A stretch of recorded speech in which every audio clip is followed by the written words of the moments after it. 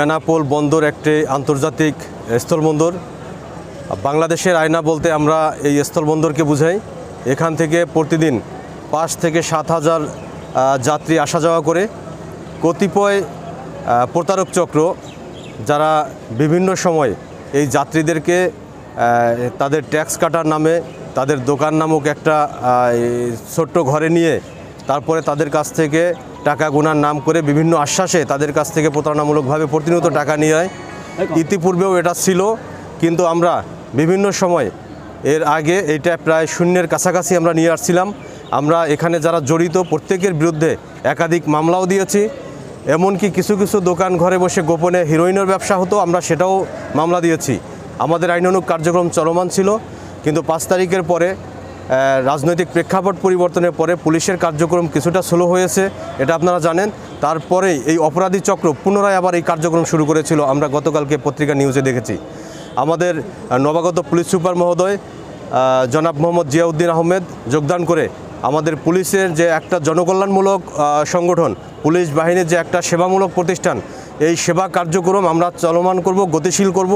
আমাদের নির্দেশনার প্রেক্ষিতে আমাদের বেনাপোল পোর্ট থানার সকল কার্যক্রম আমরা স্বাভাবিকভাবে শুরু করেছি।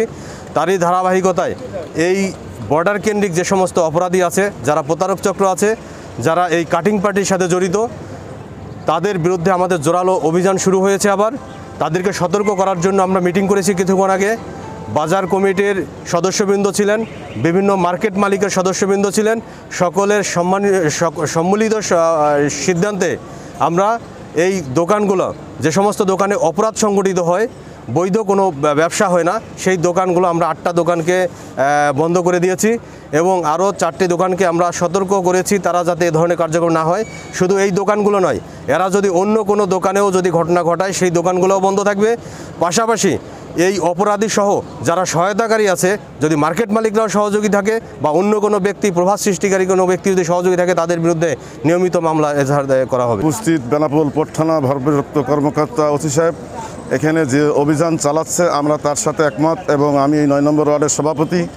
আমরা যে দায়িত্বর সাথে এতদিন ধরে চলে আইছি, সেই দায়িত্ব পরিপূর্ণভাবে পালন করার জন্যই চেষ্টা করছি, এবং ওসি সাহেবের যতটুকু সাহায্য সহযোগিতা আমাদের যে দরকার আমরা সম্পূর্ণভাবে তার কথায় একমত। এবং যারা দুর্নীতি করে, যারা ছিনতাই করে, যারা এই ট্যাক্স 2 নম্বরই করে, আমার গ্রিন লাইন পরিবহনের মহাজনের ব্যানারে থেকে 2টো ছেলে, আমাদের জসিম, আমাদের মোহন মানে জেল খেটেছে। এই মামলার আসামি ছিল শামীম, তার ঘরেও লিঙ্ক করে দিয়ে ওসি সাহেব গিয়ে বলেছে যে এই কাজ করেন না বা এভাবে চলেন না, এভাবে করলে আপনার নামে আবার মামলা নেব, আবার কেস করব। পরিবহনের যারা কলারম্যান আছেন, আপনারা কোনো যাত্রীকে জিজ্ঞেস করতে পারেন যে আপনি কোন পরিবহনে যাবেন। যদি বলে যে আমি, ধরে নেন আমি বললাম যে কি এটা কি নূপুর পরিবহনে যাব, শুধুমাত্র নূপুর পরিবহনে যিনি এজেন্ট আছেন তিনি তাকে নিয়ে যাবেন।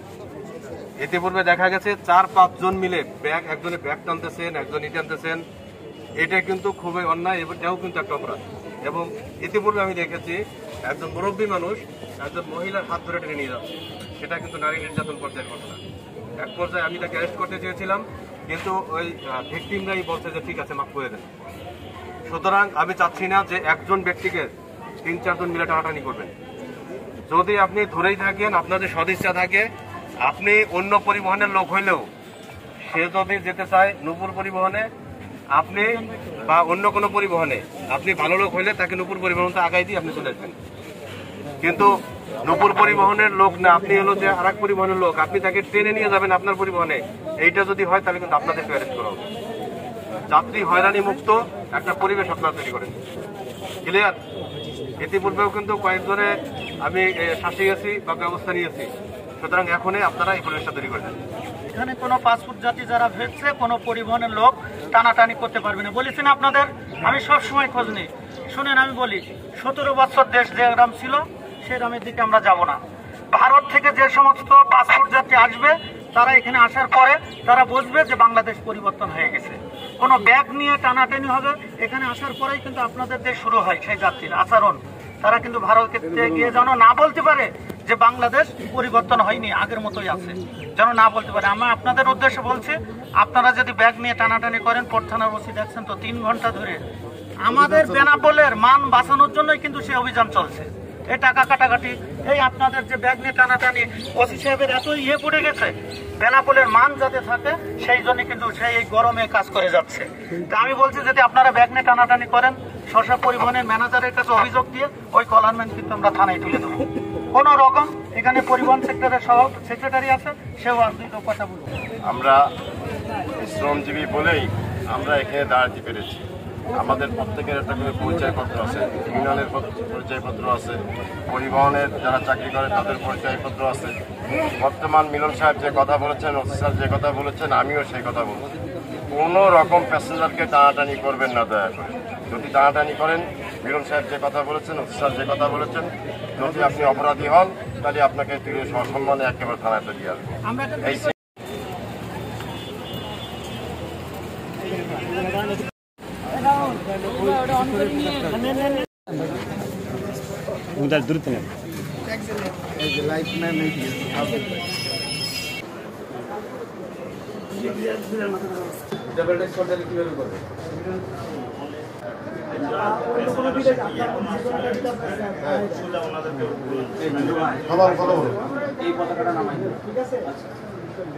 বাংলাদেশের পতাকা, বাংলাদেশের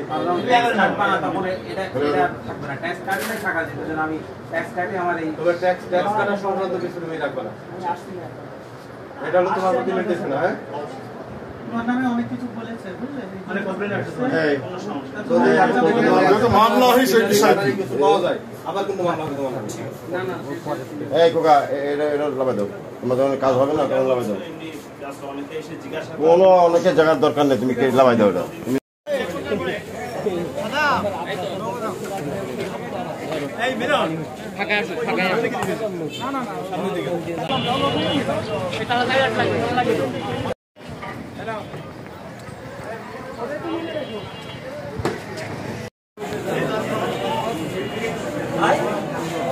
এই জায়গায় নিলে হচ্ছে না।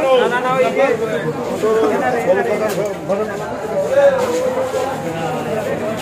শাকিল ভাই